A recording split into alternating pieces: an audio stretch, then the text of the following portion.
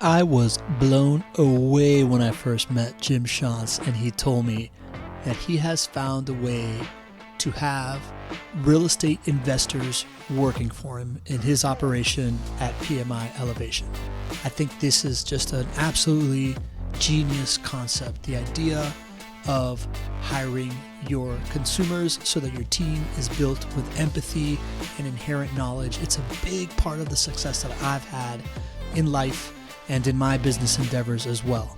So I had to have him on the show to talk about that. And this conversation did not under-deliver for me. In fact, it over-delivered. We talked about that. We talked about his benefits of being an early adopter on stuff, and how, out of all these PMI franchises, there's a handful that have crossed this like $1 million revenue threshold, and he's one of the few. So he's obviously doing something right when he is a standout amongst a great group of other property managers, and just a great dude. You're really going to enjoy this conversation with Jim Shonts.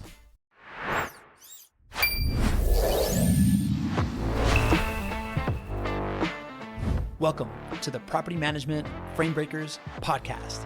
I'm your host, Pablo Gonzalez, and I am here to introduce you to the folks in the property management space that have broken the frame of what you may believe was possible. This podcast is presented by Vendoroo.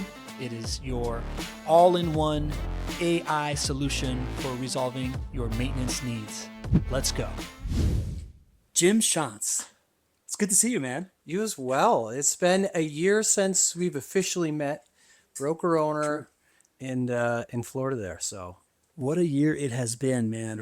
What a year it's been. So when I saw you at PMI, you were being celebrated for crossing this like $1 million threshold in your business, which is an interesting thing to me. But the most interesting part, the most frame breaking part that I uncovered in that one was when we were talking about the PMI motto of changing lives through what's the motto? Oh boy, you're gonna put me on the spot. Is that what it's like? Changing lives to changing people or something like that? Open doors to a better life. Yes, opening doors to better lives. That's it. I was way off. And in that conversation, we uncovered the idea that you deliberately in your business incentivize or mentor, or we're going to get into it, folks that work for you to turn into rental property real estate investors themselves. For sure. I find that fascinating. I find that the reason why I've had success in the space with JWB, which then brought me to Vendoroo, is because of having empathy to the client, because I was the client, right? I was the guy that did private lending with them, but didn't invest in a rental property because I had preconceived notions about real estate. So then the idea that I was the guy that then built a podcast to educate the market of like what I messed up on was absolute gold. Sure. Yeah. So it was just an unfair advantage for me, right? So I give a lot of credit into this idea of turning your, I guess in my world, it is hiring super consumers, right? Like hiring folks that would be the consumers of the category and have deep empathy with it.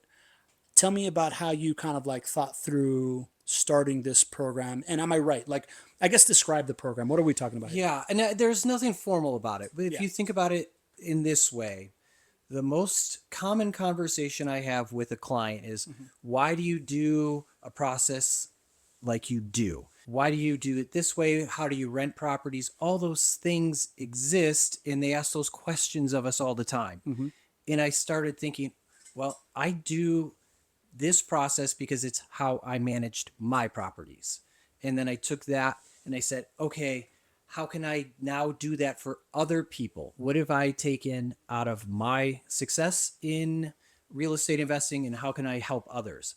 And then when you start building on the team, you want them to have that same mentality. It's not that they're exactly a duplicate or a mirror of how I operate, because my brain is different than everybody else's. That's good. But I want like-minded people that are passionate about real estate, because then they're going to support our clients and have that same passion to grow the business. So selfishly, that is a value to me as a business owner. Selfishly for our clients, these are people who also own real estate or are really interested to have more real estate. So they start thinking and consuming material like how to, get that first investment or how to move from the first investment to the second one. Because it's the same place that a lot of our clients find themselves in. And now my team is able to talk to them because they're going through it as well. So there's a lot of value to that. Yeah. Yeah. Deep. It's such a no-brainer to develop empathy towards your clientele, and absolute shortcut is to make people that would be your clientele your employees. Yeah. So I find it brilliant. You say it's not a program, but it has yielded some results. Tell me about, like, when I say that you have employees that are real estate investors, what does that mean? What does that look like? Yeah. So we just brought on a young college degree student. His name's Tristan. He found me actually, and he said, I'm moving to the area. I found you through whatever. And through the interview process, we dug in. He's got multifamily property. He's super young, but he started investing in Alaska, where he's from. And he worked at a property management company there as well. And so that to me, he was like, during that interview phase, he fits. Yeah. This works. He's going to understand the investor client. He's going to understand all the things that we need to know about real estate management because he's got a degree in it and he's doing it. So that was the other one. And then my other local team member, Andrew, he is investing in Airbnb type stuff. So it's not a direct correlation. Yeah. But then he convinced his mother to buy a condo that we manage now, just because of, hey, maybe might not have that today to be able to do it myself, but if I get in and convince my mom, then I convince clients to make that investment as well. Reminds me of do you follow Evan Howard on LinkedIn from Second Nature? do, He's yeah. out there doing it, right? He's got his Airbnb. He telling that does have story. Airbnb for sure. Yeah. And I love how he talks about, there's the glorious side of it, and then he posts, okay, this is work, and here's where it's work. Yeah. And I really appreciate some of it. Last I checked, he's doing pretty good in his career too. Yeah. Right. How do you deliberately stoke this? Is this something that you have thought through? So it sounds like with Tristan, you saw it as a signal for, oof, if I find this, I'm hiring for it, right? So if I'm a property manager listening to this podcast right now, the idea of putting that in your, like in your reticular activator, calling it out in job sure. posting, stuff like that. Are you doing that or? No. Honestly, I wish I was, and now looking back on it, when I feel that with a candidate and know they're passionate, because I just talked to somebody in another position that we were looking for, and I was asking about that interest level. Mm-hmm. So at some core level, it's there. I want to, encourage it, because there's a lot of remote team members that we work with as well. Yeah. Different community, different cultures. Yeah. But we still talk about, well, why can't you own a rental property as well? You got to start somewhere. I didn't start with, $1 million sitting in my pocket to go buy the first one. Yeah. I was like negative in my bank account. So anywhere where we're at in life, we can, find a way to make it happen. I think it's an important opportunity for people to explore. It's a good call with a remote teammate. So my first hire, JP, who will be editing this podcast, Awesome. He's become a real estate investor in the Philippines. Perfect. He's him and his family have just been like, yeah, let's pick up properties, and it's been from editing the Not Your Average Investor show. Yeah. It's totally doable. And then you're not working from a place of like, I absolutely need this job. Then now you're working at a point where I'm passionate about this. I'm helping other people. Yeah. And it's not working paycheck to paycheck anymore. It's really finding a passion about working. When your job becomes part of the flywheel of like your life, is way better than the necessity piece, right? 100%. Like just like a dependent, like I'm a crackhead because I need this job kind of thing, Yeah. right? So what about your other employee? Was that something where you deliberately kind of like encouraged him to do it? Did he just kind of do it naturally, or like how did that come about? So if you hired one, the other one kind of happened organically. So Andrew is, when we get into business, you kind of bootstraps, and he was in between something, and he's a neighbor and he's a friend. That's and right. And so when we're talking about, hey, I need help. I need somebody to be going into properties he already had that seed too, because we've been talking for a while. He knew the success that I had with some of my rental properties. We talk about it a lot. So it was already planted with him, and that's where he saw, like when I started, I already had the income coming in from multifamily. So I own a few small multifamilies in Denver here. And the cash flow sustained daily life. So it allows me to take a little bit more risk. Yeah. He appreciated that, and then he started Airbnb some stuff, and that created that same kind of cash flow on the side for him as well. And that was basically just like you were the example, so he took that upon himself. Were there like deliberate mentoring sessions or anything like that? Or were you kind of like trying to seed that, or just No, I won't say deliberate, not at all, but it's a relationship where, I'm really open with my team members on my investment path, my strategy, and encourage them to do the same. So it is naturally kind of a part of my conversations. all right? So I want to dig into that. So you're very open with your employees about your investing journey. I think there's some folks that own businesses that feel like I don't want my employees to see me doing so well. It might make it feel like, it's not fair or whatever. How do you approach being open with your employees and talking about your real estate journey and kind of your career and stuff like that? The openness just comes from wanting other people to have a successful investment journey, because it opened a ton of doors. I wasn't in a position before my first job or property management where I didn't have a huge amount of capital. And my wife and I took a very small, like, little down payment. We were like scrapped maybe $10,000 together, saved up a ton, and we were looking for our first house together. And we were looking at like the $200,000 range, because you'd take 10,000 and figure out the down payment, all that stuff. And then one day I was just like, well, what if we buy a fourplex? We live in one of them, and then we take the other three, unit income and use that to pay the monthly mortgage. And it almost penciled out to cash or like break even.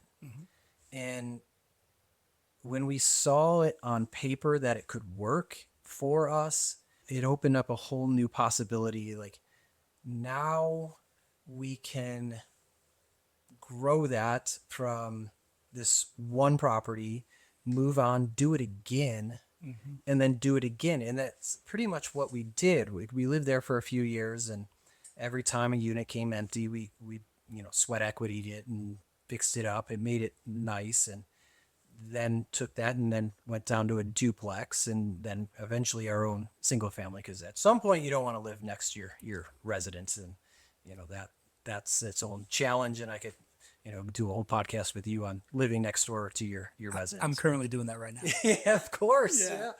And it is fine for a while until they, something happens at 2 a.m. and now they know where you live. Yeah. But same with some of my clients. They live right next door to the residence, and I try to keep some of that anonymity between them, because as soon as that dynamic changes, as soon as they know. But So if I'm getting it right, you house hacked and 1031 your way into your dream home and a portfolio of properties. yeah, it didn't even have to do the 1031. It was just kind of, you keep saving up enough, and there was some really cool programs at the time, like, real estate's timing. And I look back, that was about 15 years ago now. So It's good timing. it's a good way to look back. If I could say, if I could go back 15, I'd try to get more and more. And, you hear that all the time. But getting into that first property, just getting it and starting the flywheel, as you said, like, that's a huge, catalyst. It's just you being active, taking action in that moment. That's very much my story too, man. Right? Like, I had moved to Jacksonville, so I felt like I couldn't play real estate in Miami. Right? Like, I felt like I was at the Bellagio $500 table. Sure. And I could maybe lose one hand and I'm screwed, right? Yeah. So I couldn't play real estate in Miami. Moved to Jacksonville, and I moved up there with a startup. So it was like a risky proposition. And after a year, I knew I didn't want to be part of that startup, and I started my own business. So now that's another risky proposition. And we were renting, and thanks to again, thanks to JWB being my client and being surrounded by all these real estate investors and hearing all these stories, like your employees are hearing of your story regularly and their client stories, I had the idea of, man, well, I really believe where Jacksonville is going. What if I buy my first rental property before buying my own house, right? Like my wife and I are like, we have enough down payment to buy a house, but it's not going to be the house we really want. Right. So we got into rental properties before buying our home. We got to 3. And then at the end of 2023, they changed the regulation where you could buy a multifamily with a 5% down conventional loan, small multifamily if you're going to live in one. So at that point, we're like, oh, this is our chance to, we were looking at, we wanted a 3, 2.5. I wanted to be within 15 minutes of my favorite surf spot. And we were looking at like 3, 2.5s that were like 18 minutes from my spot and, not exactly where I want to be for like 450, 480 grand. And when I saw this happening, I'm like, this is our chance. We bought a duplex, right? Like awesome. 5 minutes from my surf spot. Now we're living beachside. Yeah. I have this like beach cruiser lifestyle that I never thought I would have again after leaving Southern California in my 20s. And again, house hacking my way into a neighborhood that I'm super pumped to be living in. And now I've got 2 doors beachside, right? So it's like very similar mentality, which I find worked for me because of the same thing that's working for your team, right? Like who you surround yourself is kind of who you become, right? Yeah. Like the average of 5 people, right?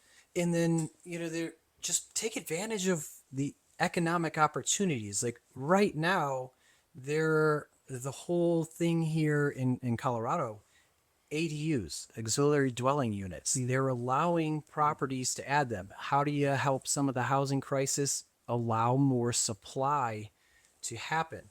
If you're a young person, or even if you're not young, if you're not in a huge financial cash pile that you can just drop down on a house, find something that you could add on to. Find something that you can add a unit into. Yeah.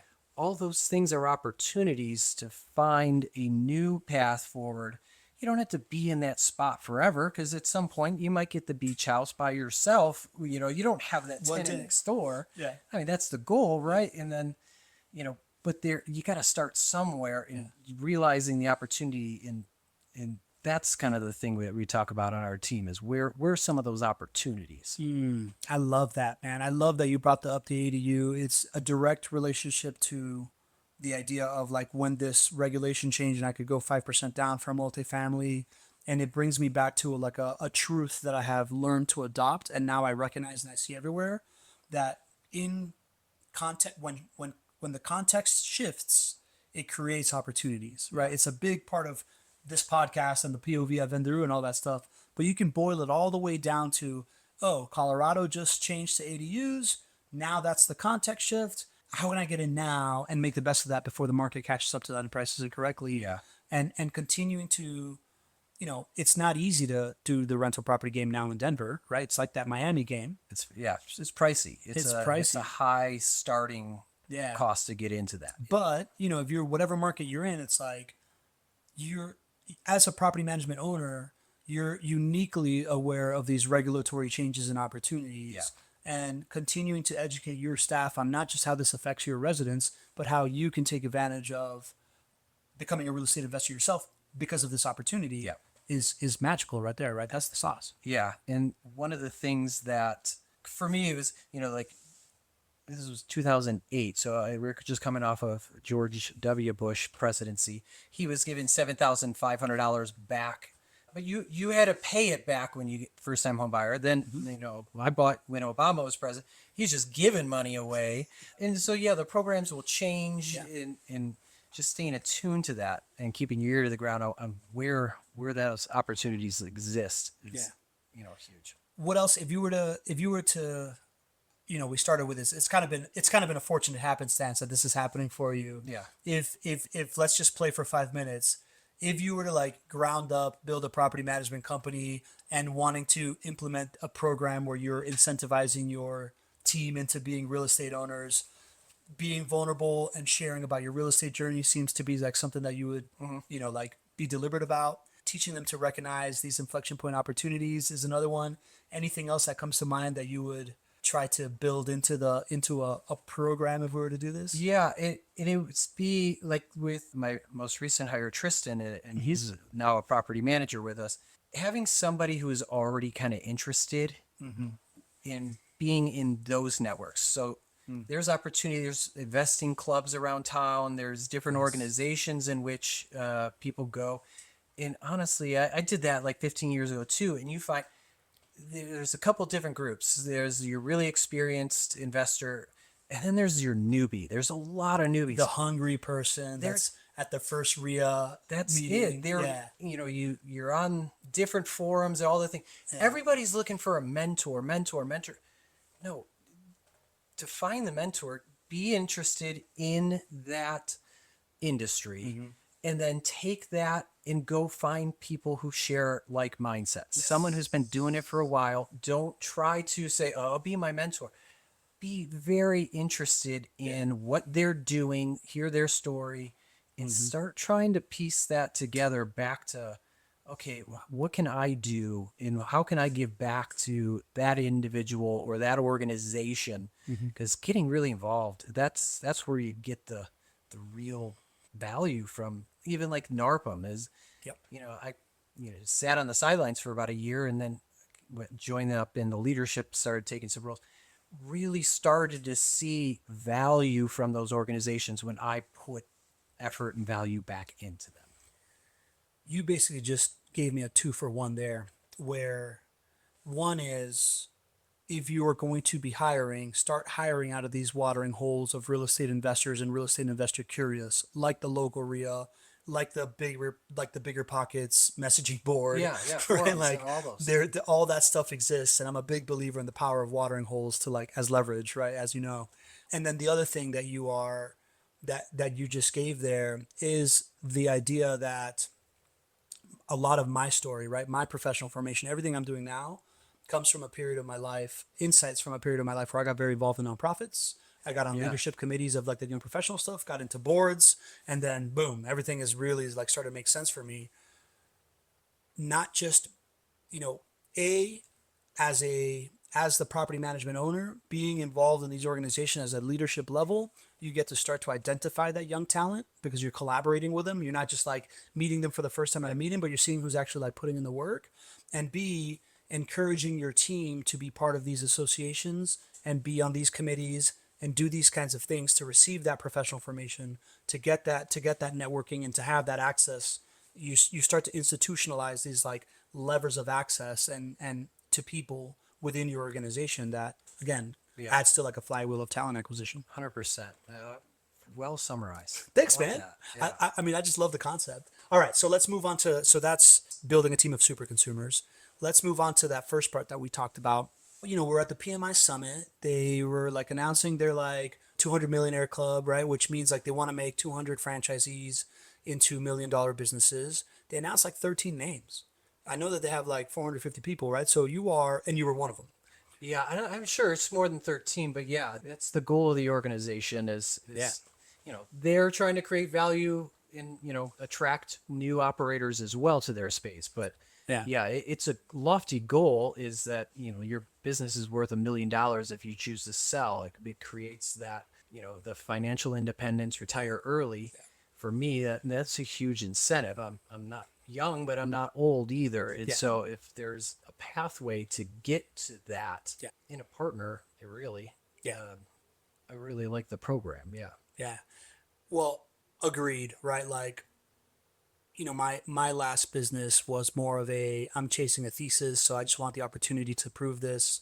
But I knew that I had to create some kind of moment where there could be a financial windfall. I've been fortunate in that Vendoroo showed up and acquired us in a very non-traditional way. So now I see that, right? Because like now I'm part of this like AI company, right? Yeah. That being said, what I was trying to set up there is that you're an outlier, right? Like whether it's 13 or 20 or 25 out of 400, you're doing better than most of the other franchisees there. And I would love to know, I think when one thinks of the franchise model, you think, okay, cool, I get this, I get the support and I get these things. But then there's also the aha of Yes, but I want to be the best within this group of ecosystem that has a similar thing. So, what do you credit your success to, right? Like if there is a pack and you are, one or two standard deviations above that pack, what do you think that you're doing different than other franchisees aren't doing that's working out for you? Yeah, and when I joined up with the organization, I had a nice career going ahead of time. I was in an engineering firm doing well. Not awesome, but doing well. And you have this drive that if I could do something on my own to really feel the rewards, if I put more effort in, if I work smarter, I'm going to get that back. But I didn't know how to do it. There's so many different paths to get to financial freedom and things. I had the real estate passion already. The ambition and the passion were there. I didn't have all the know-how. I didn't see the path forward and then enter Property Management Inc., PMI. And a lot of people probably have that same story. But it's really leaning into some of the programs. They've tried things. They failed big sometimes. Sure. But I still followed their guidance, their path, their programs. They're really bought in. And embraced being on the leading edge of some of the things that they were doing, really figuring out where I fell short on like sales growth things and tapping into even a small group within that organization. So a group where we all every day got on the phone for an hour. How can we grow our businesses? And everyone comes with these ideas and you just start implementing all over the place. And soon you look back and you're like, oh, we all grew together. There's a group of us that, our businesses grew when we all started at the same time. So it's finding those people that are like-minded, mastermind group in which you have that accountability partner, someone that keeps you honest and keeps you moving. And a lot of that stuff is the difference. It's just small actions compounding over time seem to move the needle in a positive direction for us. You mentioned basically three kind of levers of small actions that compounded over time. You mentioned the idea that, hey, you bought into something and they have found some truths. And while I can absolutely echo with the idea of just like, no, this person's doing it, they're successful, but I want to do it my way. Why not just really like lean into the thing they're telling you is true? Yeah. You mentioned a little bit of being an early adopter on things that they're trying and like getting there first. And you mentioned this idea of like the group and the mastermind. I want to kind of dive into each one of those. I want to start with, not in that order at all. I want to start with the group. That sounds like a story I've heard over and over again in multiple contexts of whether it's what you just described of property managers that are part of a franchise that all just like meet regularly, whether it is a LinkedIn engagement pod, or even Mr. Beast, the world's biggest YouTuber, was doing that same thing too, right? Like it's like surround yourself with folks that are really getting after it, holding each other accountable. I've created this like account buddies group in my life. It's like 8 best friends that we meet quarterly and keep each other accountable. We're all doing way better than we were. Tell me about the mechanics of that, man, right? Like you said it was who had the idea of like, hey, let's build this clique, because in my experience there's always someone that like, why don't we just do this thing, and then there's a group of people like, like how did that come up? For me, and I'll give a shout out.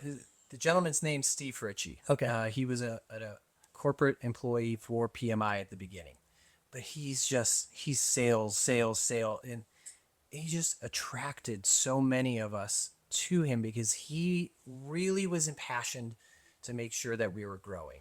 He was just helping us all the way along, and just there wasn't a ton of structure. I'll be honest, but it was just people sharing their ideas. What worked this week?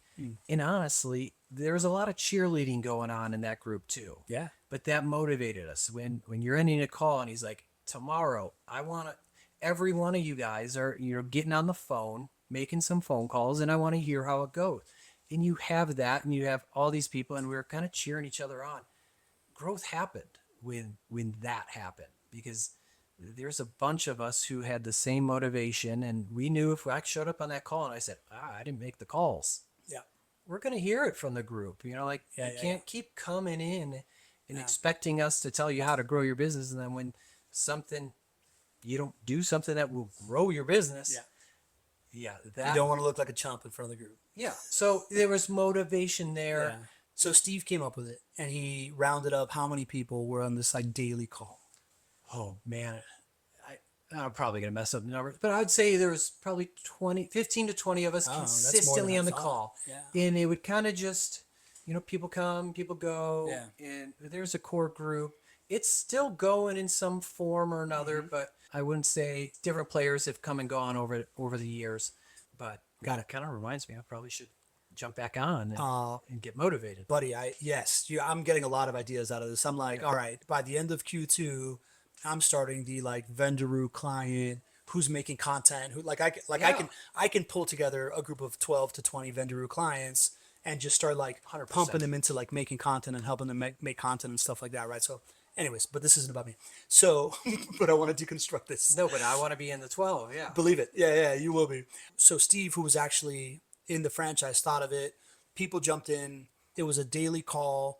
1 hour of accountability, does everybody show up and say one thing, or it was kind of an open forum for most of the organization. You come in, you get some sales training a little bit. It's probably like 10 minutes of organize something, and then it was just, that makes sense. Hey, what's going on, and where can I help? And now you got 15 people, and there is some experienced folks in that call too, and just sharing what's been successful, what hasn't, and why that works, what doesn't.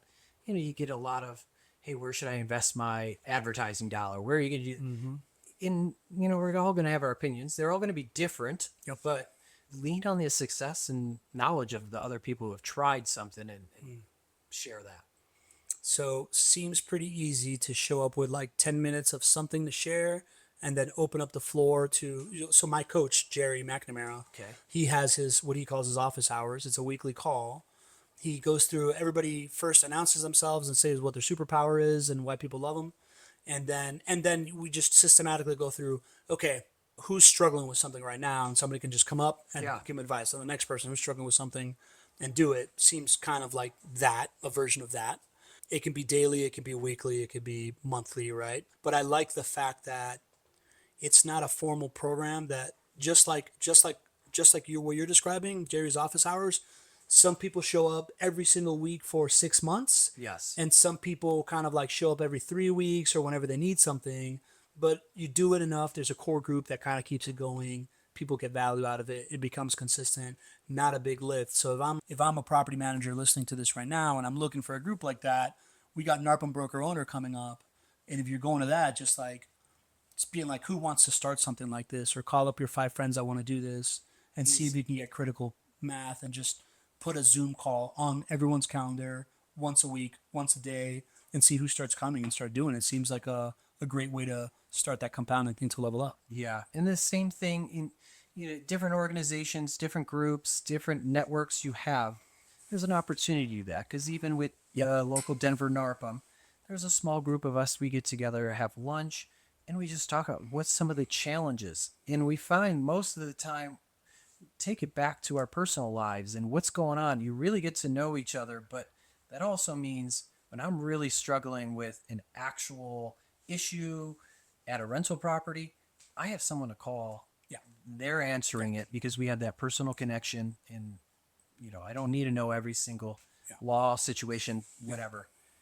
There's someone there supporting me. You don't have to sell me on the value of community, man. Yeah. I feel like having your own little, I'm being tongue in cheek, right? But like, for sure, the value of community is so high. There are few things that are so useful for so many different things than having a community, right? Like, and if that community is 10 people that do the same thing you do, you always have somebody that has the answer for something. So that seems super doable. The next thing you mentioned, this idea of believing what you see and believing what you bought into. I don't know if I'm the only one that struggles with that, but that's where my mind went. Like I'm so the guy that will buy a training program and then take like 5% of it, but then be like, no, but I want to do it my way, as 100%. Opposed to following it to the T of the law and just like trusting that this is what you bought into. Did you struggle with that at all at first?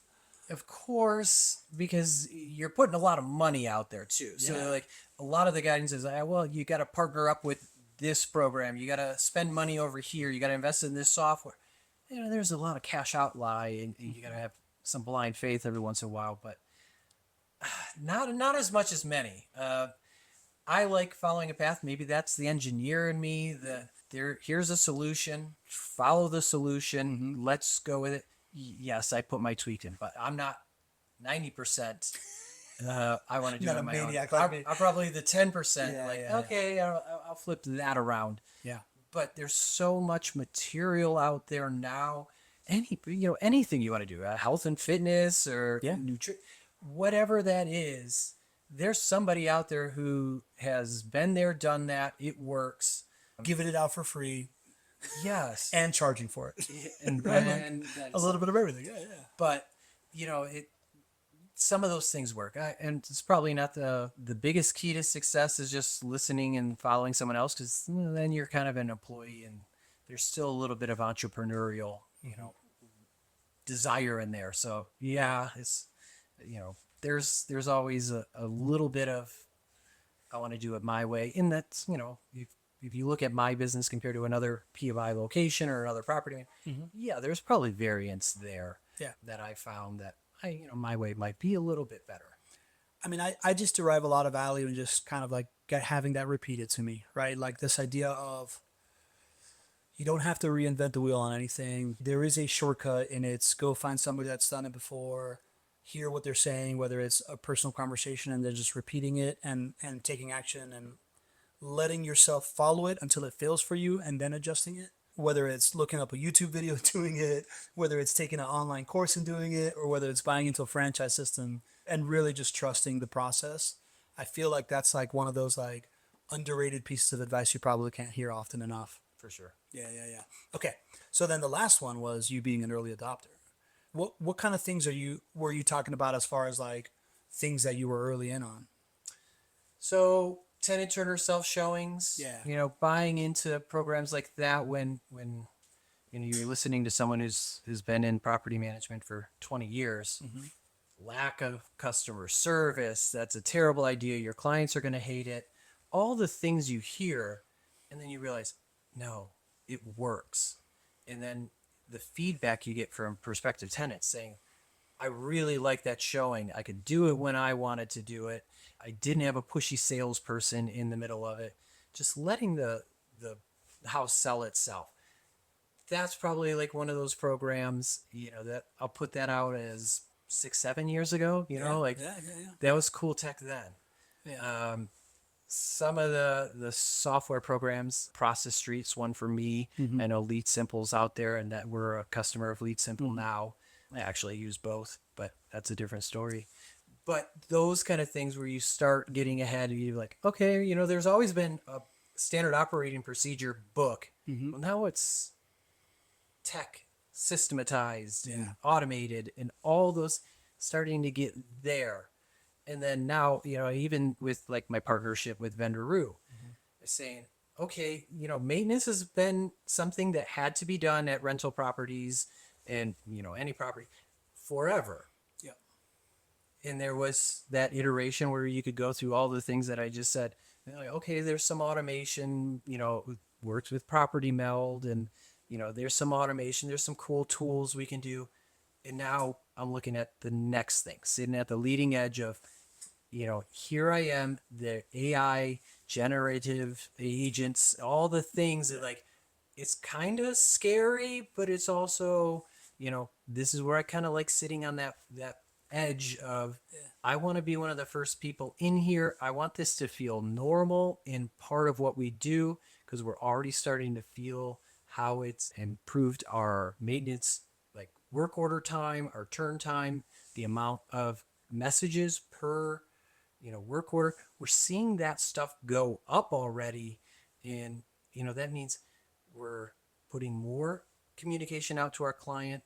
We're doing things faster. All of these check boxes and KPIs that we've been tracking for a long time are improving and moving forward. Sometimes it's not too scary to sit on the leading edge of some of the technology. I wish I had a bad example, but no, that's great. No, so what I want to ask you is, being an early adopter, is that a personality trait of yours, or is it I have had success being an early adopter, so now I have like codified this idea of like success in it, a combination of both? How would you describe that? I wouldn't say I'm the first one in. Like, I'm not going to be the first one to stand in line for the newest bell and whistle. I'm going to hear you share a story with me one day. We'll go out to dinner and you'd be like, I'm doing this thing and it's awesome. It is life changing. And I go, well, I'm doing this and it's okay. It sucks. Whatever that is. I'm going to ask you more. I'm going to inquire, like, how can I get in on this? What am I doing? Where's that gap between what you're doing and what I'm doing? And how can I close that and start really looking at it? Every once in a while, I'm going to bounce that by my team too. Like, hey, this seems cool to me. What do you guys think? And they're going to say, oh, that's, what we're doing. It's terrible. It takes forever. All the things. So I'm probably more open to change quickly because I just don't like sitting in that comfortable spot of, this is how we did it. Same thing with any job. I probably was in it for 2 to 3 years, and you got to move on and move to the next thing because he just keeps it exciting and moves the needle. Would you say, you mentioned kind of like three inflection points? One is like the dawn of self-showing, the other is the dawn of like software SOP as opposed to like written SOP, and now this like dawn of like AI and maintenance. The success that you've had in the past by being in early, would you say you've had some kind of like quantifiable bump in revenue, profitability, joy of business, like happiness of employees? Do you feel like that's something that you feel when you do it, and now that's as a more successful piece of it, or is it coming from just like knowing that this is what I got to be doing? No, they're definitely quantifiable with using the first example, the tenant tour self-showing. Like, showing the property was an hour drive to a rental property, sitting there for an hour, answering a bunch of questions to people who are never going to apply, driving an hour back. And now you're saying, okay, there's 3 to 4 hours I just got back. That's time that I'm now spending on some other value add activity for my clients, for me, whatever. Trying to think of the next example I gave was maybe property meld or something. They're starting to automate some of the work order messaging, but it's very templated and obvious, and it doesn't apply to everything. So you got to put a bunch of crazy mass long emails like, well, if your dishwasher request was for this dishwasher, it still saved time. It wasn't the ideal solution. But compared to me having to call a tenant and ask, hey, what's going on? It still saves time. And so as that happened, I saw my time improve. And then, as I built my team up, it saves their time, but replacing myself along the way. And then we get to the last, working with Vendoroo, like, it's almost like set it and forget it kind of style of the maintenance workflow. Like, I just trust the system is happening. I can verify that it's happening through different dashboards and tools and system, but it's the same cost as like a single remote team member to handle that, but at a way better level, at a higher scale than what they're doing. The improvement is in kind of the satisfaction of it's getting taken care of along the way, or it frees my time. So all those things happen along the way. That's the real quantifiable one. And now I can go out and grow the business or focus on a different area that I want to focus on. It's so like gratifying to hear, like the way that you describe that is kind of how we see it. Like the idea of, man, let's take 80 to 85% of stuff that you're doing around maintenance off of your plate completely so that you can do something else. Like when you started telling the Turner story, I was like, good for Tenant Turner, bro. Like that, and the quantifiable being time saved is the first thing that you quantify, but then, and that's easier to quantify. The next thing that's like becomes a quantifiable thing is like, what am I doing with that time? Right. Which is a little murkier, but I think you can, the human brain can naturally understand that stuff. And I've never thought about that from the standpoint of, if I'm an early adopter and I'm identifying tools that allow me to stop spending X amount of time on this thing, that's the savings, so that I can then figure out what I find a quantifiable result to spend my time on.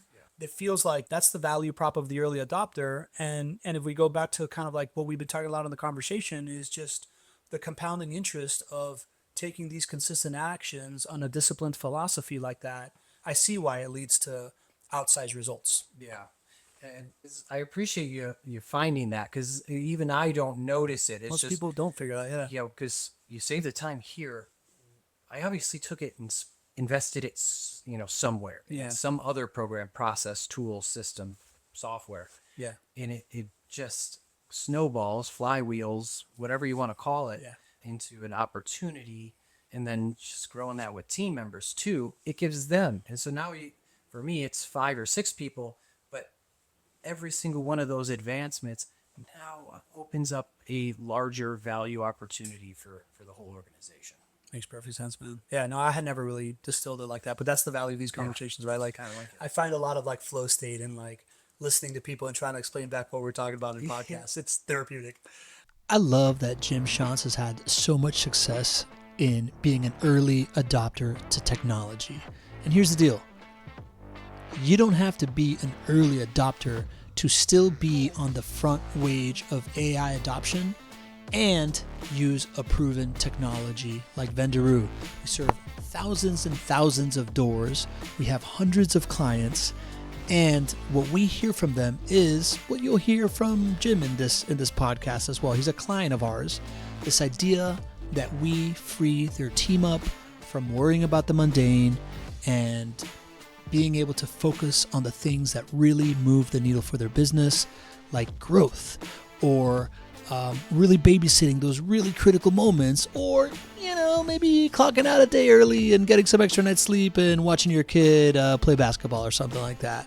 If you want to be in the early majority of AI adoption and get an advantage over the industry, and you want Vendoroo as a partner, go to vendoroo.ai and let us use cutting edge AI to take care of maintenance for you, like we've had for so many other clients that are so happy with us. Go to vendoroo.ai and schedule a demo. AI, man. I feel like you've been reading my newsletters and stuff like that, and like the 100%. point of view stuff. You know that I've been saying there's all these like these 3 inflection points: agentic, generative, what's coming. I would love some feedback on that stuff. Like, is the stuff that I'm writing and the things that I'm putting out, is it something where you're like, yes? Is it something where like, oh, I should think more about this? Is it something where like, are there things that you don't agree with? Kind of like, what are you seeing that's like the most interesting part of like where this stuff is going? It's no, I rarely am in disagreement. Where I am, it creates the little seed going, okay, how can I use that in my business and what I'm doing? Where can I implant that in the organization where it would create the most valuable time creation, asset creation, whatever that is?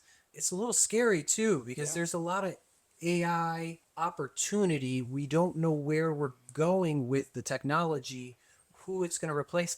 I mean, it could replace a bunch of us in the industry. Yeah. And so when I see your stuff, it starts laying that foundation of like, well, where am I going to go? If all these things become AI generated autoresponders, agents, and they're better than me, I'll be honest, their email responses make, me, and they're awesome. It's awesome. Yeah. And that's going to continue in different aspects of the organization. They can run a process better than I'm going to be able to, or train someone to be able to. And so then you've planted the seed inside of me that says, well, where can I create value for my clients, my employees, my team members, my, anyone that you interact with? Where do we create that value? And it's going to be, how can we wow somebody going forward when everything else is kind of standardized?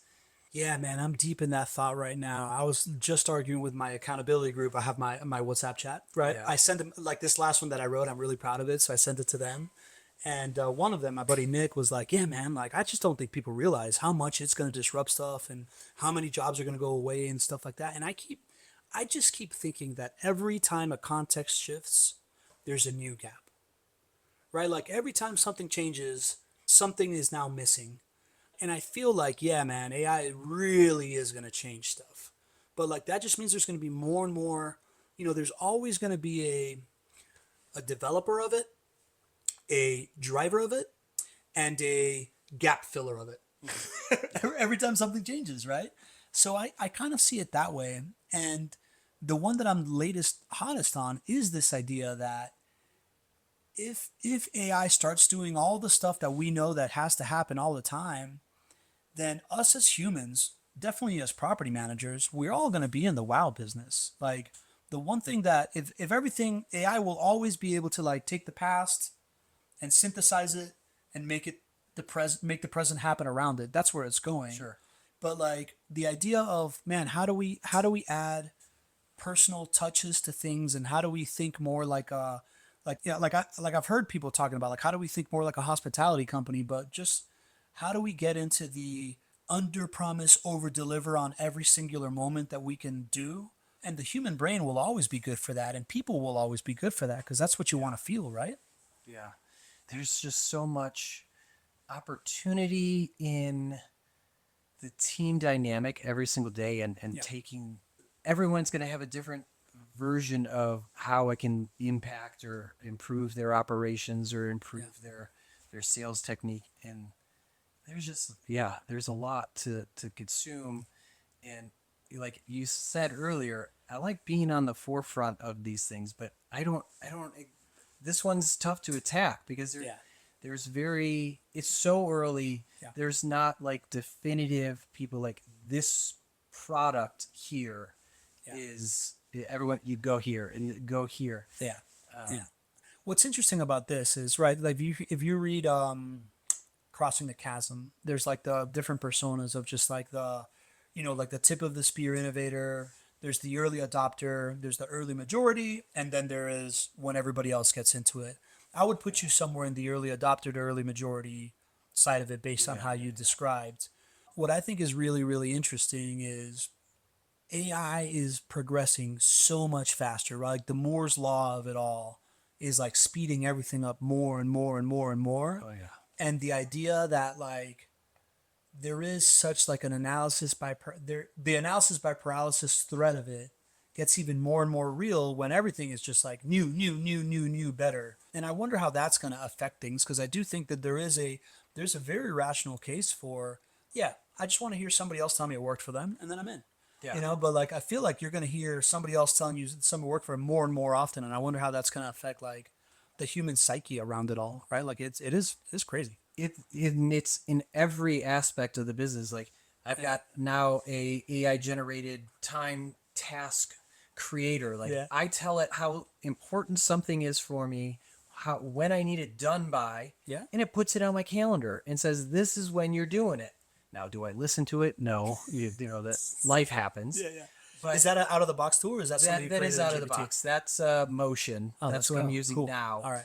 But it's taking all my priority items, saying, hey, you call it a priority, and we're putting it in your calendar. Yeah. Here's the available time that you have, and all these things, and I give it some parameters. That's one aspect of it. And then where I'm working with Vendoroo in maintenance and communication, like now it's talking to my tenants. Like that's new. This is where I'm like a little nervous because it's talking to my tenants. I use a ChatGPT. Is like, I put some prompts in. I get to monitor what it says, and then I copy and paste and put that into something else. So it's different iterations of it, and it's just gonna continue to challenge, like you said, the psyche of like, do I trust what it's saying, how the clients are going to react to it, how our tenant, because early on I knew when I was getting an email from an AI generated response, and so how we all react to it and how that will play, who knows? Time will tell. But in that little arc, you kind of gave me really good food for thought here, right? Like you just illustrated first you described the difference between generative and agentic pretty well there, right? Like there is a certain level of comfort of, oh, it's just gonna get back to me, and then I'm gonna do something with it. Yeah. That's generative. But now we're moving into this like agentic thing where it's like, I'm just gonna do it for me, and that has a little bit of unease until you realize that it really can do it. Yeah. And there's a certain level of like crossing the chasm of your brain to be cool with it. And then the other thing that you just kind of illustrated to me is that tool, the task tool, sounds awesome. For me, that person is my right hand Brian. And I'm much more likely to listen to Brian because I have the law of reciprocity human feeling towards him when he tells me, dude, you told me this was a priority, versus being able to just like punt on this thing and be like, yeah, okay, whatever, AI tool. And that to me is another thing that we're going to start kind of like reaching a singularity point on is agentic will start providing that like feeling of you are talking to someone, so you may develop some level of reciprocity. But I think there will always be a missing element of like what is slightly more human than that, and there always will be a role for a human in that spot. Yeah. That's kind of like the thing I was arguing with Nick of like, no matter how much the context changes, they will always create a new missing.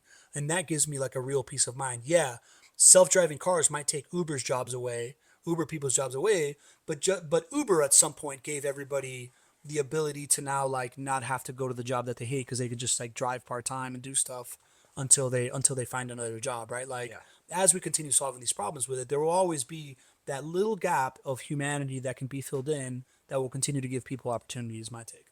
Yeah. What else? There's always going to be a little bit of an ease. So I'm using an app on my phone. It's Mental. Okay.